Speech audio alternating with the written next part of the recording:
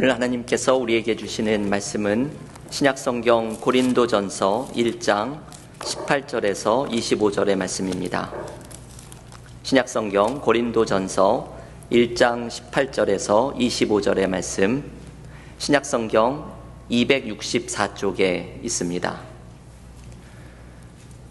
고린도전서 1장 18절에서 25절의 말씀을 봉독하겠습니다. 십자가의 도가 멸망하는 자들에게는 미련한 것이요 구원을 받는 우리에게는 하나님의 능력이라. 기록된 바 내가 지혜 있는 자들의 지혜를 멸하고 총명한 자들의 총명을 폐하리라 하였으니, 지혜 있는 자가 어디 있느냐, 선비가 어디 있느냐, 이 세대의 변론가가 어디 있느냐. 하나님께서 이 세상의 지혜를 미련하게 하신 것이 아니냐.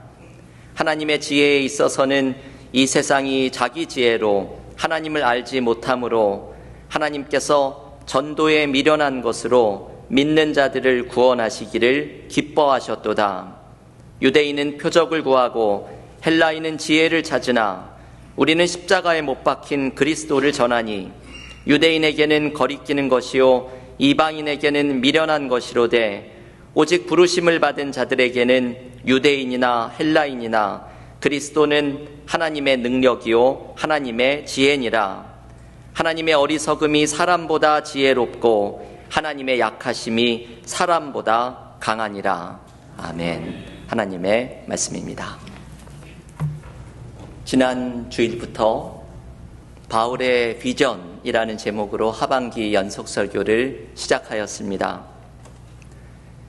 예수님을 만나서 그 인생이 변화되었고 기독교의 깊은 진리를 발견했던 바울을 묵상하면서 우리는 나의 믿음과 우리 교회를 향하여 말씀하시는 하나님의 은혜를 이번 연속 설교를 통해 경험하기를 기대하고 있습니다.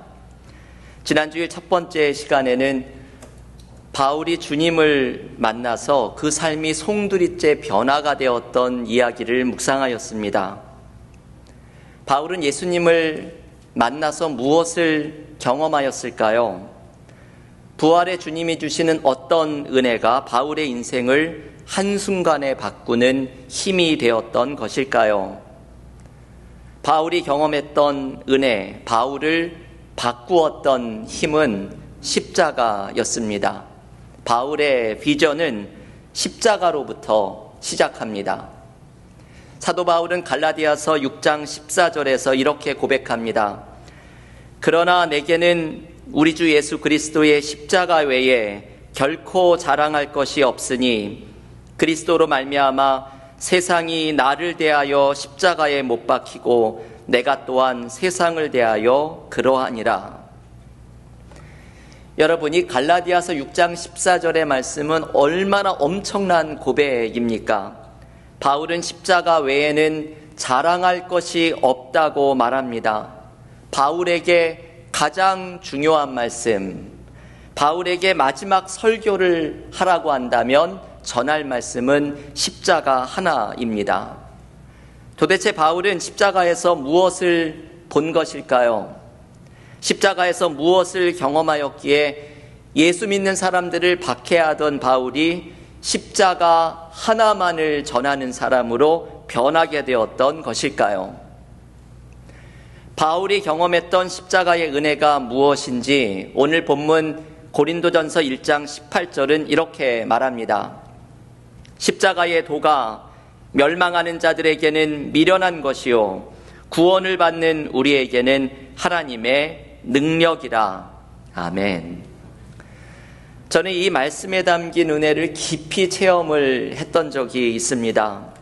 한국에서 군 생활을 할 때 저는 군종병으로 신병교육대에 가서 예배를 드렸습니다. 이 신병교육대는 군대에 갓 들어온 훈련병들을 교육하는 곳입니다.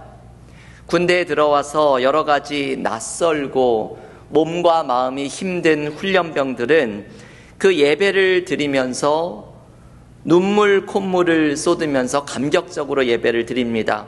물론 어떤 훈련병들은 초코파이를 얻어먹으려고 오는 사람들도 많지만 그 가운데 밖에서 교회를 다녔던 훈련병들은 예배를 드리면서 뜨겁게 눈물을 쏟으며 예배를 드립니다. 그런데 신병교육대에서 예배를 시작하기 전에 예배를 준비하도록 제가 군종병으로 예배를 준비하면서 늘 띄워놓았던 말씀이 하나 있습니다. 슬라이드로 띄워놓은 고린도전서 1장 18절 말씀입니다. 십자가의 도가 멸망하는 자들에게는 미련한 것이요 구원을 받는 우리에게는 하나님의 능력이라.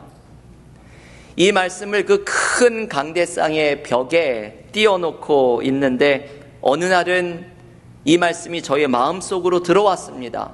아, 그렇지. 십자가가 우리에게 구원을 주시는 하나님의 능력이지. 어떠한 설명도 없이 마음속에 이 말씀이 들어오면서 저의 마음을 충만하게 하는 것을 경험하였습니다. 여러분, 바울이 경험했던 것도 이것입니다. 바울은 십자가에 못 박힌 그리스도를 직접 만나면서 그의 삶이 송두리째 변하는 하나님의 능력을 경험하였습니다. 바울은 예수 믿는 사람들을 박해하던 사람에서 자신의 목숨까지 내어놓고 십자가 하나를 전하는 사람으로 변화되었습니다. 이것은 바울이 십자가에서 경험했던 하나님의 능력 때문이었습니다. 그리고 신기하게도 바울은 이 복음을 전할 때마다 똑같은 하나님의 능력이 나타나는 것을 목격하였습니다. 하나님 없이 살아가던 사람들이 십자가의 복음을 듣고 그 삶을 완전히 바꾸어 하나님께로 돌아옵니다. 죄와 죄책감에서 괴로워하던 사람이 십자가에 못 박힌 그리스도에 대한 복음을 듣고서 나 같은 죄인을 용서하여 주신 하나님의 은혜를 찬양합니다. 삶의 절망과 무기력 속에 살아가던 사람이 십자가를 바라보고는 새로운 삶의 희망을 품고서 살아갑니다. 누군가를 미워하고 증오하던 사람이 십자가에 달린 그리스도를 만나면서 다른 사람을 품고 용납하는 기적이 일어납니다. 여러분, 이게 기적과 같은 일들이죠. 이것이 십자가를 전할 때마다 놀라운 일이 일어납니다. 그 이유는 십자가에 하나님의 능력이 나타나기 때문입니다. 그리스도께서 날 위해 십자가에 돌아가셨다는 복음이 전해질 때마다 우리의 삶을 변화시키는 하나님의 능력이 나타납니다.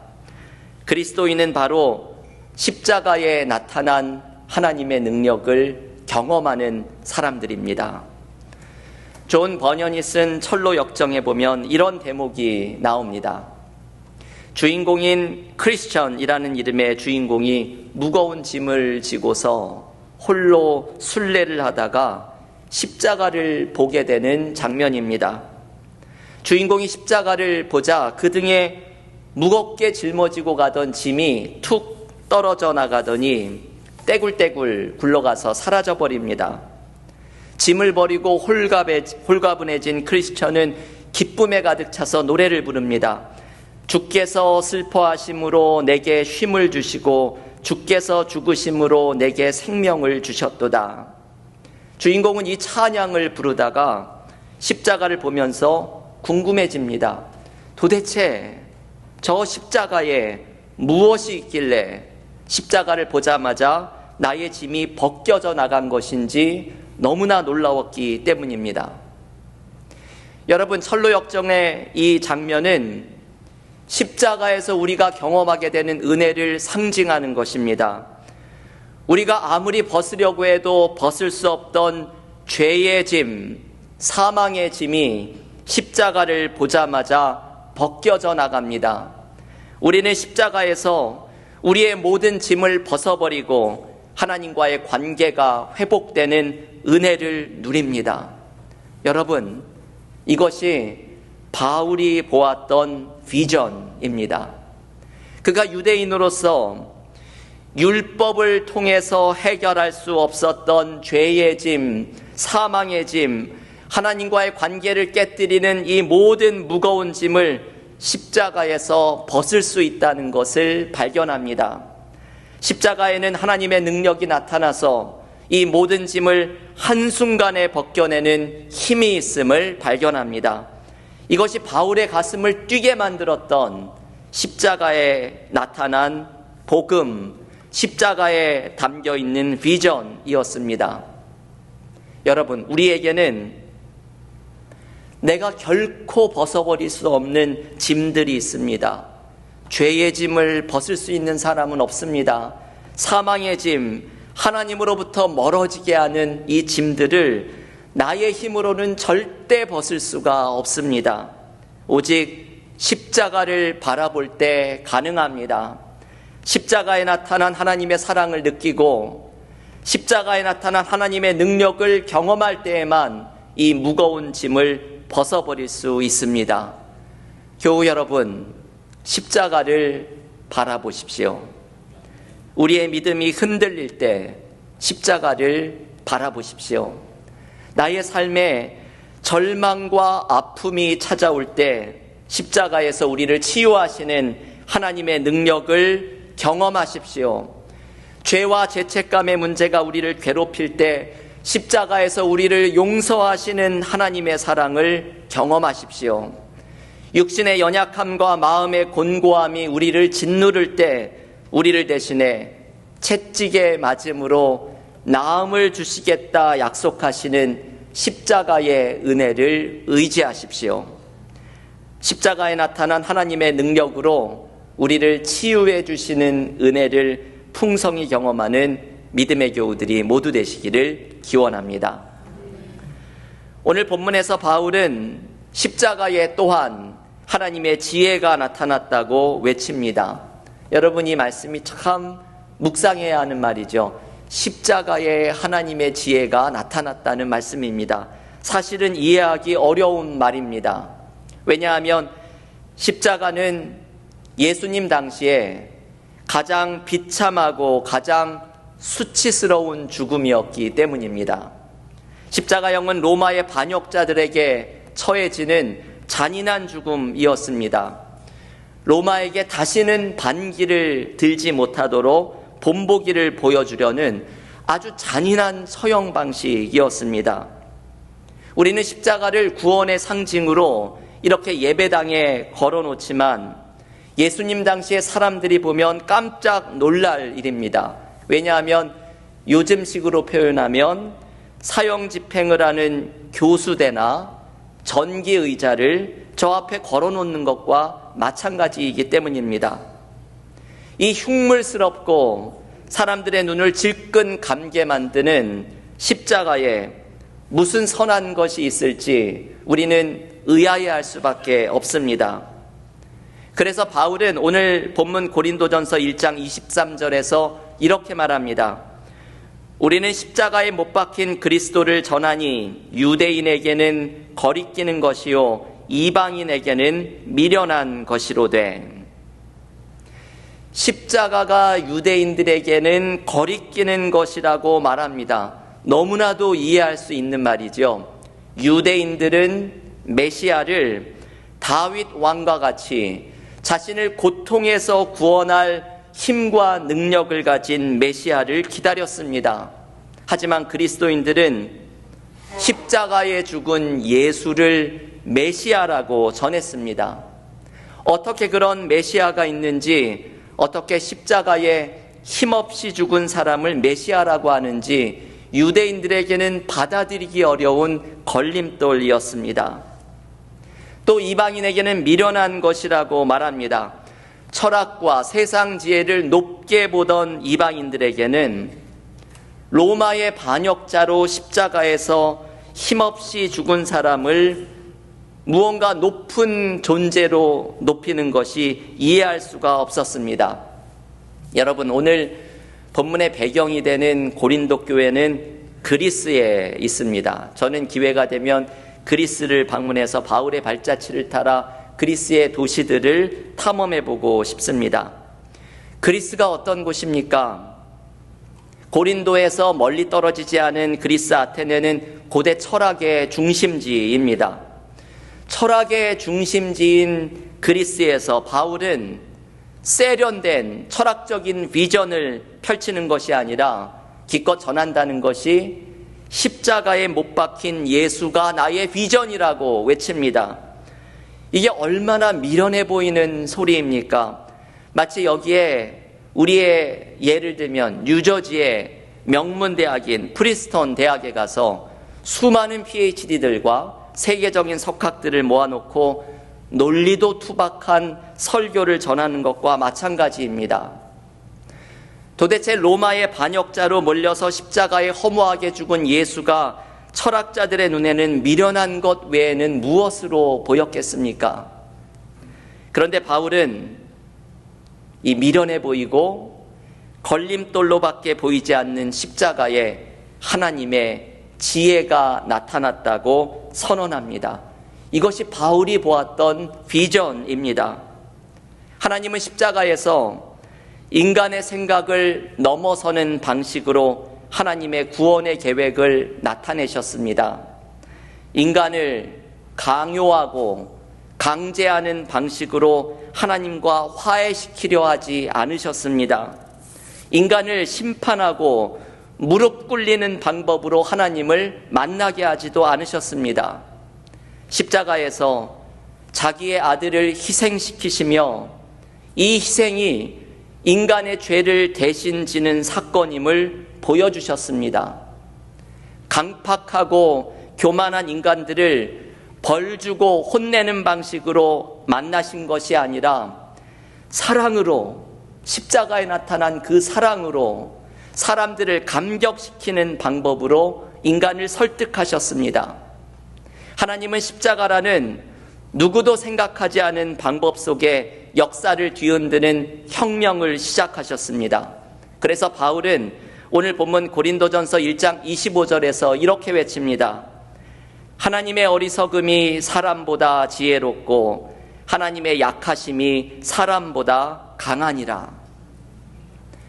어리석어 보이는 십자가에 사람의 지혜를 넘어서는 하나님의 지혜가 나타났습니다. 약하고 약해 보이는 십자가에 세상의 모든 논리와 가치를 뒤집어 엎는 하나님의 강함이 나타났습니다. 여러분, 이것이 십자가에 나타난 은혜입니다. 이것이 바울이 보았고 바울을 변화시켰던 십자가의 비전입니다. 여러분, 십자가의 은혜를 우리도 경험하기를 원합니다. 십자가에 나타난 하나님의 능력과 하나님의 지혜를 우리도 생생하게 경험하기를 바랍니다. 십자가를 바라볼 때 우리는 치유되고 회복되며 하나님의 용서를 경험하고 영원한 생명을 소유하며 새로운 소망이 생깁니다. 이 은혜를 우리도 경험할 수 있기를 원합니다. 이 시대의 가장 유명한 신약 성서학자 중에 한 명인 톰 라이트의 십자가에 대한 책 혁명이 시작된 날에는 이분이 경험했던 개인적인 이야기가 나옵니다. 톰 라이트이 7살 되었을 때 혼자 조용한 방 안에서 십자가를 바라보며 눈물을 흘립니다. 톰 라이트의 표현으로는 예수님의 죽음에 나타난 하나님의 사랑에 감격해서 눈물이 났다고 말합니다. 여러분, 고작 7살의 어린아이인데 십자가에 담긴 하나님의 사랑이 느껴져서 눈물을 흘렸다고 말합니다. 그런데 이것이 우리에게 일어나는 일입니다. 우리는 어린아이나 노인이나 남녀노소를 막론하고 십자가 앞에 설 때 하나님의 사랑에 감격하는 눈물을 흘립니다. 십자가에 나타난 하나님의 능력과 구원의 지혜를 경험하고 감격하며 새로워집니다. 그리스도인은 바로 십자가의 은혜를 믿고 체험하는 사람들입니다. 우리 교회는 11월 3일에 전도 집회인 콘서트 여기를 준비하고 있습니다. 이 집회를 이제 한 달 반 정도를 남기고 준비해 가면서 이 집회해 주실 은혜가 무엇인지 그 내용이 점점 분명해지고 있습니다. 지난주에는 새벽 기도 시간에 제가 개인적인 기도를 드리는 시간에 하나님께서 강하게 역사하시면서 콘서트 여기를 위해서 이렇게 기도하라는 기도의 제목을 주셨습니다. 살아계신 하나님을 만나며 성령의 역사를 경험하며 십자가의 부흥을 체험하도록 기도하라는 기도의 제목이었습니다. 여러분, 이것이 너무나 중요한 기도이지요. 우리가 콘서트 여기를 통해서 우리 각자에게 은혜 주기 위해 기다리셨던 살아계신 하나님을 만나고 성령이 충만하게 역사하시는 은혜를 체험하고 십자가의 부흥을 경험한다면 우리는 바울이 부활의 주님을 만나서 인생이 변화되었던 것 같은 은혜를 체험하게 될 줄을 믿습니다. 우리는 이것을 위해서 기도하고 이 은혜를 사모하면서 나아가야 합니다. 올해 우리 교회 하나님께서 부흥을 위해 기도하라는 기도의 제목을 주시면서 부흥의 여러 가지 의미를 묵상했습니다. 부흥은 단순히 수적인 증가가 아닙니다. 부흥에서 가장 중요한 것은 우리의 심령의 부흥이 일어나는 것입니다.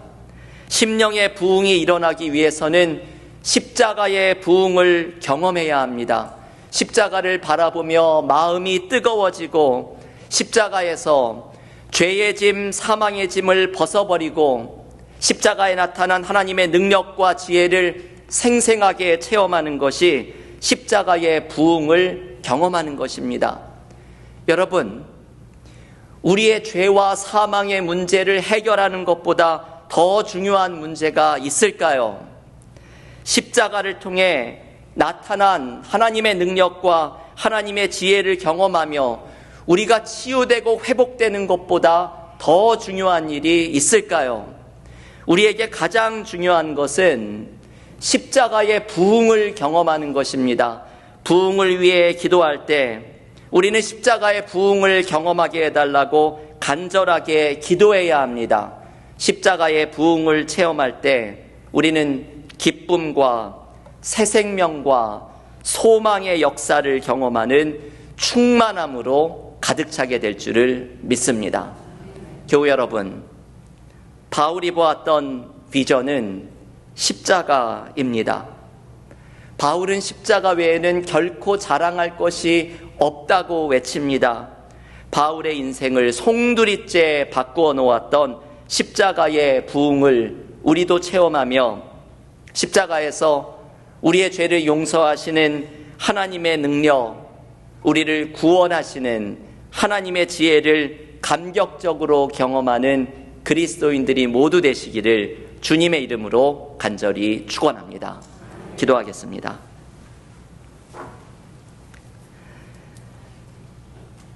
하나님, 감사합니다. 예수 믿는 사람들을 박해하던 삶에서 예수님을 전하는 일에 목숨을 걸었던 사도 바울의 변화가 무엇인지 십자가의 비전, 십자가의 능력을 묵상하게 하시니 감사합니다. 오늘도 이 예배의 자리에 나온 우리들 십자가를 바라보며 그 안에 나타난 하나님의 능력과 구원의 지혜로 우리의 삶이 새로워지기를 원합니다. 십자가에서 우리의 죄의 짐, 사망의 짐을 모두 벗겨주신 하나님의 능력을 경험하게 하시고 십자가에서 우리를 사랑하시며 나의 죄를 대신 지고 십자가를 지신 주님의 사랑으로 내가 회복되고 치유된다는 우리가 생각하지도 못했던 새로운 방식의 하나님의 구원의 지혜가 나타났음을 발견하고 우리도 감격하고 감사하며 십자가의 은혜를 경험하는 신앙인들이 되기를 원합니다. 오늘 예배의 시간 십자가 앞에 우리의 모든 짐들을 내려놓고 나아가오니 십자가의 능력으로 우리의 모든 짐 맡아주시고 하나님의 능력과 구원의 지혜를 경험하는 기쁨과 감격이 우리에게 넘치게 하여 주시옵소서. 예수님의 이름으로 기도하옵나이다. 아멘.